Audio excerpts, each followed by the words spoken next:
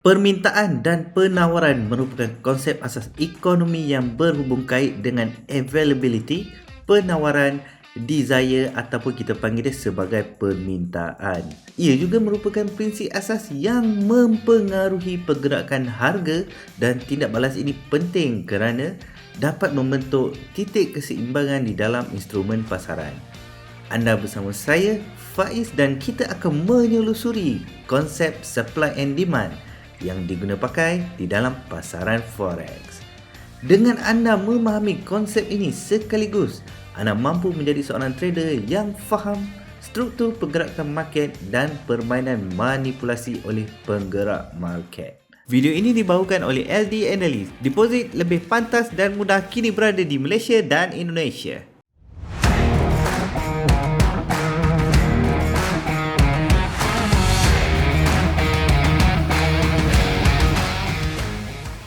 Syui, bersama saya Faiz, dan untuk video kali ini saya nak ajar anda tentang satu konsep yang diguna pakai oleh ramai trader di seluruh dunia, iaitu konsep supply and demand, permintaan dan penawaran yang terjadi di dalam pasaran.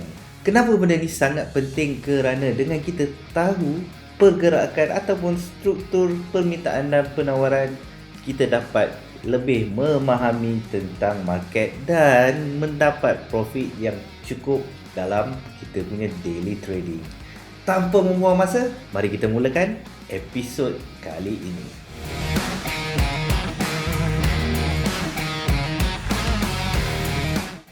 Baiklah, untuk episod kali ini saya nak ceritakan secara terperinci tentang the law of supply and demand di dalam forex trading. Topik ini agak panjang, jadi saya akan divide mengikut bahagian-bahagian supaya anda lebih mudah memahami, mudah menghadam dia sebelum kita pergi kepada pencarian SND di dalam chart. Baiklah, topik ini adalah topik asas untuk ekonomi asas yang anda pelajari ketika SPM duluan. Dan jika anda refresh kembali apa yang anda pelajari pada SPM yang lepas, sudah tentu anda sudah pun memahami konsep ini. Tetapi saya akan jelaskan konsep ini sekali lagi. Mungkin ada di kalangan penonton saya yang tidak mengambil ekonomi asas di dalam SPM. Jadi saya akan terangkan secara detail supaya anda memahami konsep ini dan dapat diaplikasikan di dalam trading anda.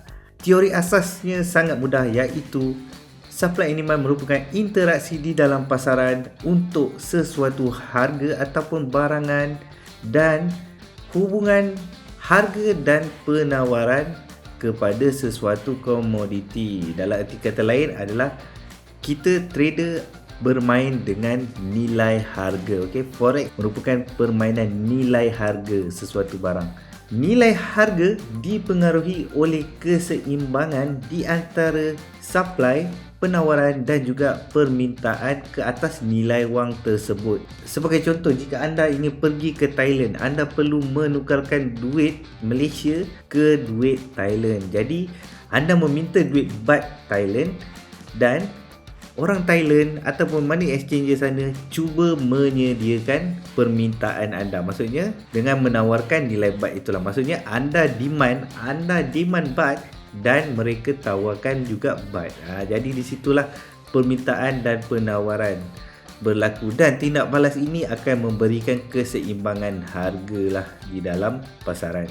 Baiklah, dengan konsep ekonomi ini kita akan cuba menggambarkan price action ataupun pergerakan harga di dalam chart dan juga konsep supply dan demand di dalam pasaran, dan kita gabungkannya untuk mendapatkan satu entry yang cukup. Dan untuk anda memahami benda ini, saya akan jelaskan dengan lebih terperinci supaya anda dapat memahami konsep ini dengan lebih mudah.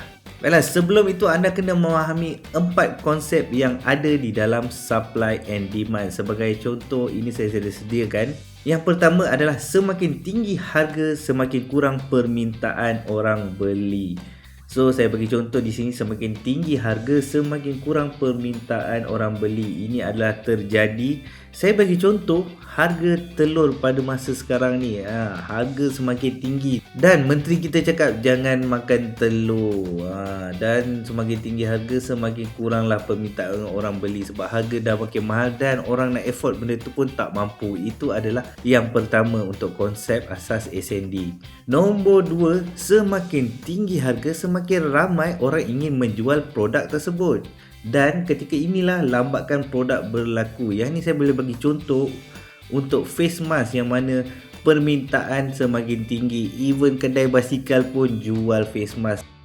Dan kerana apa? Kerana mereka tahu banyak permintaan dan mereka mengambil peluang dengan menjual produk yang sama, dan disitulah lambatkan telah berlaku. Dan kerana lambatkan inilah semua orang buang harga, main harga, dan disitulah lambatkan telah berlaku dan makin lama harga makin turun dan menjadi stabil, ataupun kita boleh panggil dia sebagai mencapai titik keseimbangan yang ada pada sekarang, iaitu 8 hari bulan 7. Jika anda cari face mask pada hari ini, anda boleh dapatkan face mask dengan harga yang murah. Nombor 3, supply and demand akan bertindak balas untuk mencapai kesepakatan harga ataupun equilibrium. Di sini pembeli dan penjual bersepakat bahawa itu adalah harga yang paling munasabah untuk sesuatu barang tersebut. So itulah yang kita panggil dia sebagai equilibrium. Sebagai contoh, ketika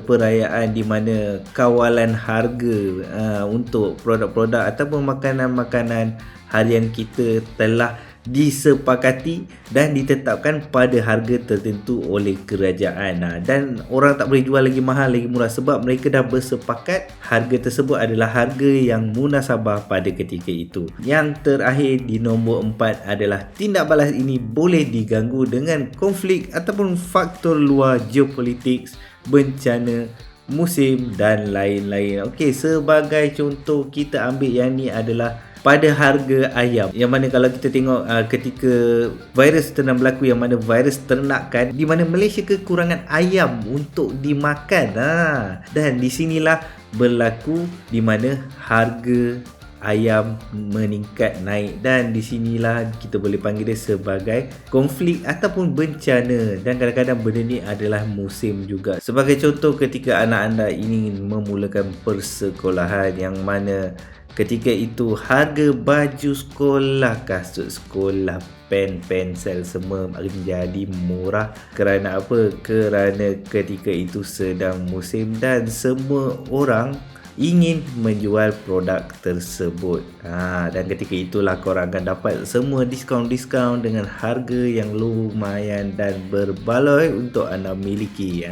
Dan lagi satu, ketika musim panas anda boleh mendapatkan harga kelapa dengan agak murah dan bil anda tinggi. Ini adalah raja untuk demand ataupun buyer, yang mana semakin tinggi harga semakin kurang permintaan untuk kita membeli. Dan memandangkan kita bermain dengan trading, ini adalah harga, price versus time. Permintaan ini adalah masa dan ini adalah harga tertinggi, dan apabila harga semakin tinggi, permintaan dia semakin kurang. Ini adalah contoh dia, dan harga berkemungkinan akan naik semula apabila ada faktor-faktor luar seperti perayaan ataupun mungkin banyak orang kahwin waktu tu. So kita andaikan ini adalah harga emas.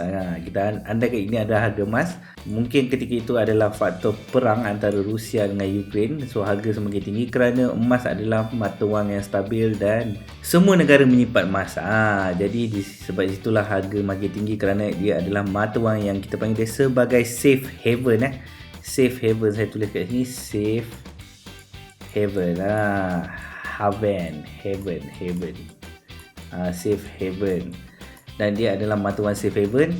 Dan apabila harga telah kembali stabil, turun sebab harga terlampau mahal, orang tak mampu nak beli, so dia akan turunkan sikit demi sedikit. Dan di sinilah time ataupun masa mengambil tempatnya, yang mana mungkin dekat sini ada perayaan ataupun banyak orang kahwin dan dekat sini harga naik, dan atau mungkin ada sesuatu data ataupun laporan yang memberi kelemahan kepada emas, harga akan turun semula. Jadi itulah dia konsep untuk chart bagi demand, permintaan. Dan ini pula adalah raja untuk supply ataupun kita panggil dia sebagai seller.